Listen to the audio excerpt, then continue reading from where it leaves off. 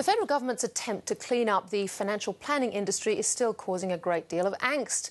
The future of financial advice reforms were born out of the collapse of Storm Financial, Westpoint and others, where customers lost billions of dollars.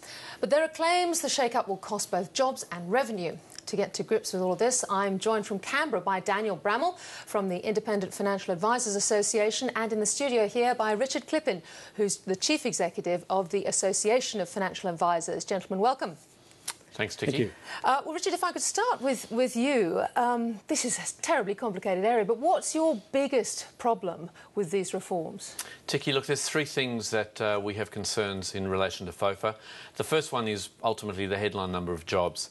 We're on record before the PJC as saying that roughly around 35,000 jobs are really up for grabs to be lost.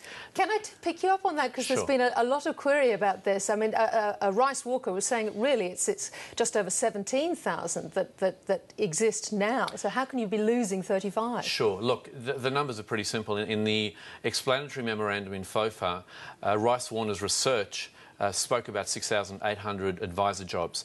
Now, most of our members run a business with 5 or 6 individual, people in the back office, the front office. So if you just do the straight multiplication, you end up with somewhere between 30 and 40,000 jobs. Daniel, can I go to you? Do you agree with that sort of multiple?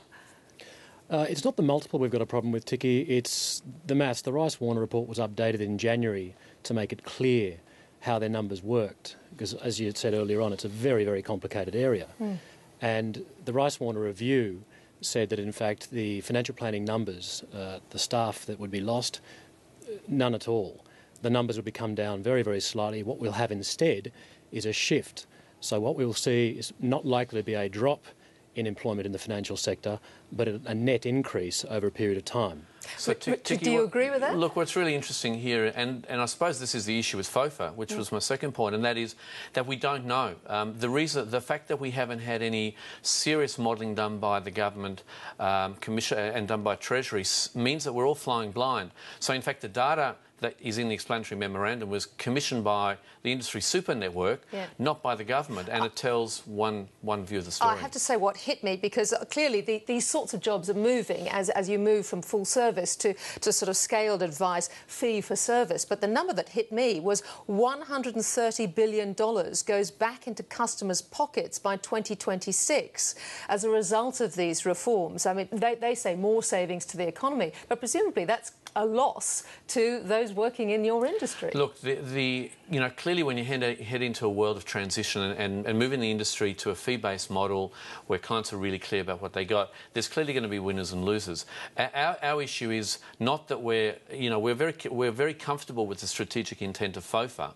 What we're concerned about is that the work hasn't been done, that we actually don't know, and yet we've got some legislation before the House that's going to manifestly transform the industry. So let's get clear about what we're trying to achieve here, which is more advice for more Australians that's more in their interests and transparent. Very comfortable with that. But and the unbundling of products and services? Absolutely. Yes. Financial services reform, 7 or 8 years ago, unbundled and created this nexus between advice and product. Very comfortable with that. But our view is it's incumbent upon the government to be really clear and make the case for change so that the unintended consequences, the over $1 billion to actually implement FOFA, which is actually going to come out of the industry's pockets and consumers' pockets, that's our concern. Daniel Bramal, where do you two differ, do you think? I mean, are you comfortable with the idea of fee for service and the idea of customers having to opt in to continue their relationship with the advisor? Tiki, the problem with the situation at the moment is that industry seems to be trying to protect a conflicted business model that was born from a sales culture. And without these reforms going through, there is no point, there is no incentive for industry to adapt and move forward. And instead of embracing the sales culture from where it was born, move forward to embrace financial advice and an advice culture charged on a transparent and non-conflicted basis. We're seeing, you mentioned Westpoint earlier on, there's some $700 million of client life savings was lost in Westpoint, and I think the number is something nearly a quarter of that financial planners had something to do with. So what we really need here is a situation where financial planners are completely disconnected from any product. There's a divorce there, and instead it's moving forward with advice that is impartial and independent and not linked to commission, asset fees or biases of any kind. So, Richard, if I say, look, now it appears that with these changes, a good chunk of the financial planning industry is now, say, charging a percentage of funds under management now, because they've shifted away, knowing that there would be the ban on commissions. But other people would say that while you describe that as a fee, it's still a product that you have to sell. Surely that's just a commission by another name.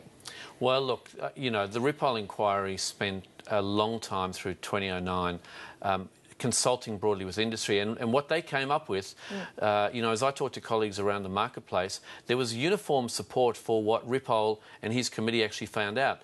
Our issue is not so much the minutiae of is a fee or commission and how do you charge. It's more about the strategic intent and being true to what the Bramal committee actually came up with.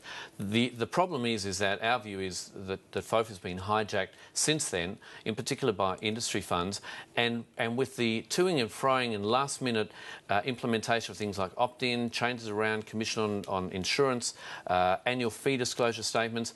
That's not what FOFA was about. We are so for more than 20% of Australians getting advice.